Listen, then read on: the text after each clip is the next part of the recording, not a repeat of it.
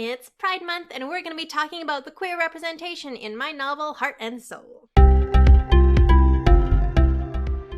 Hey all, and welcome to my vlog! My name is Erin, and it is Pride Month, so we're going to talk about the queer rep that's present in Heart and Soul. If you're not familiar, Heart and Soul is my most recent release. It is a contemporary romance novel set in Seoul, South Korea. It features the romance between novelist Tessa Hale and K-pop idol Baek Eun-gi. Some people consider the orientations of characters to be spoilers. I don't, so if you're one of those people, now is the time to hippity-hop away. Heart and Soul is the first piece that I completed since figuring out my sexuality. I identify as pan-romantic demisexual, and I had never read a character who shared my orientation, so I decided to write one. Since it's Pride Month, I wanted to take some time to go through some of the representation present in this story. Before we get started, don't forget to subscribe to my channel and ring that bell so you always know when a new video is uploaded. The rep in this series is really important to me. I got very tired of experiencing only one lead or a secondary character being queer, and it just was never enough to really scratch that itch. I know YA has been doing great with this lately, but in terms of adult contemporary romance, it was much more difficult for me to find. The Soul series is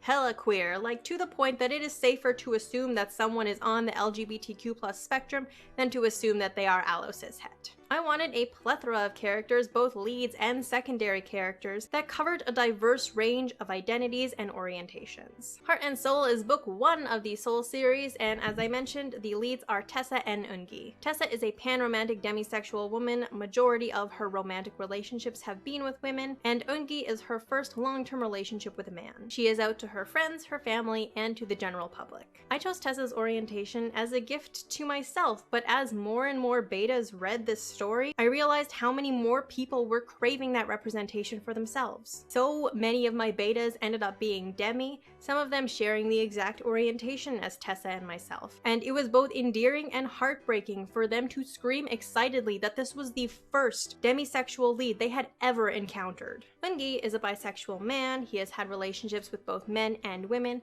He is out to his friends, but not to his family or the public. I wanted Eun-gi to be a bisexual man simply because they were not present in the books that I was reading. There were gay men and bisexual women, but there were no bisexual men. I'm also a huge fan of queer MF pairings because there are dinks out there who like to say that that's not valid. They think that whoever your partner is dictates your sexuality, and that is not true. You are queer regardless of who you're partnered with. Tessa and Eun-gi are both queer, and they are in queer relationships regardless of who their past or present partners are. This leads into the secondary characters and future leads of the series because there is a pretty significant amount of men who identify as bi or pansexual and bi or pan-romantic. I wanted more bi and pan characters in adult romance because they are woefully underrepresented. I wanted to be part of normalizing majority queer casts and normalizing a multitude of sexualities and relationships in the genre that I adore. We're here to normalize, not fetishize. These characters are not sexy because they're queer, they're sexy because they are interesting, complex, and beautiful human beings. I've always found that queer people tend to flock together before they even realize that they're queer or before they're out, so it seemed totally reasonable to me that I could write a queer majority cast. The music group in the book 24/7 has characters that identify as bi and pan, gay, gender fluid, ace, demi-romantic, and demisexual. The other future leads are equally diverse with more bi or pan characters, polyamorous characters, lesbians, questioning characters, non-binary, and more. Some of them are physically present in Heart and Soul, and some of them will be showing up in future books. I have queer friends that are all across the LGBTQ+ spectrum, and I wanted this series to reflect that reality. Please let me know if you have a favorite character that matches your identity or orientation, or if you just have general book recommendations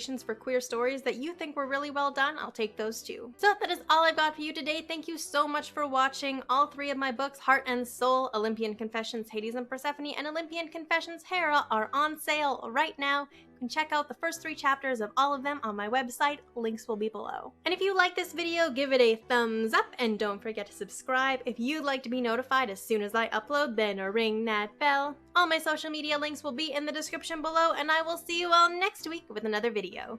Bye!